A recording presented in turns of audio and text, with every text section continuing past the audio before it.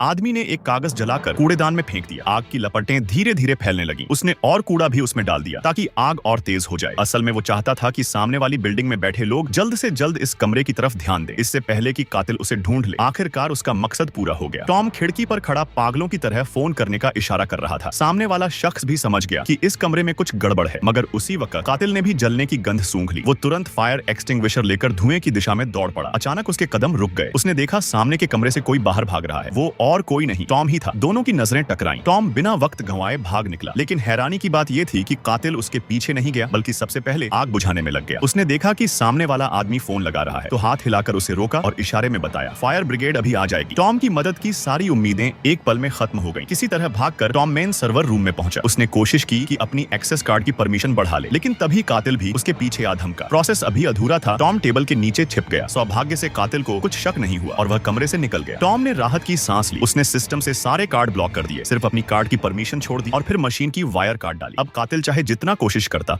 उसके कार्ड से दरवाजे नहीं खुलने वाले थे। वो गुस्से से दरवाजों पर कार्ड स्वाइप करता रहा, लेकिन बार बार एरर की आवाज आई। टॉम अंदर से उसे ऐसे देख रहा था जैसे किसी बंदर का तमाशा। उसने पावर ऑफ कर पूरी फ्लोर की बिजली काट दी और अपने कार्ड से चुपचाप ऑफिस एरिया में लौट आया। लेकिन वहां उसका बॉस लालजी मौजूद था। सोफे पर उसकी सेक्रेटरी भी बैठी थी। टॉम ने उनसे फोन मांगकर पुलिस बुलाने की कोशिश की। दोनों को पहले समझ नहीं आया, लेकिन तभी दरवाजा पीटने की आवाज गूंजी। अब लालजी को सब कुछ समझ आ गया था, मगर बहुत देर हो चुकी थी। कातिल ने कमरे में घुसते ही लालजी की गर्दन पर पिस्तौल रख दी और पूछा कि क्या उसने टॉम को देखा है। इस बीच टॉम फिर से निकल भागा। कातिल ने लालजी को मारने की बजाय जिंदा छोड़ दिया, शायद आगे चलकर वो टॉम को ब्लैकमेल करने के काम आ जाए। टॉम और लालजी फिर मिल गए और कंपनी से निकलने का रास्ता ढूंढने लगे, लेकिन तभी उन्होंने देखा कि कातिल एक बड़ा हथौड़ा लेकर रिकॉर्ड रूम का स्टील दरवाजा तोड़ने में लगा है। वो दरवाजा बुलेट प्रूफ ग्लास और मजबूत स्टील से बना था, जिसे तोड़ना नामुमकिन था। दोनों को हंसी आ गई और वो दूसरी तरफ जाने लगे, मगर तभी हथौड़े की आवाज अचानक बंद हो गई। दोनों ने लाइट बंद कर अंधेरे में छिपना बेहतर समझा। कुछ देर बाद कातिल बाहर आया। उसके साथ एक कुर्सी थी जिस पर किसी को बांधा गया था। उसने टॉम से कहा कि अगर उसने कार्ड नहीं दिया तो इस आदमी की जान जाएगी, लेकिन टॉम ने देखा कि उसके सारे साथी, बॉस की सेक्रेटरी, सिक्योरिटी गार्ड, महिला लीडर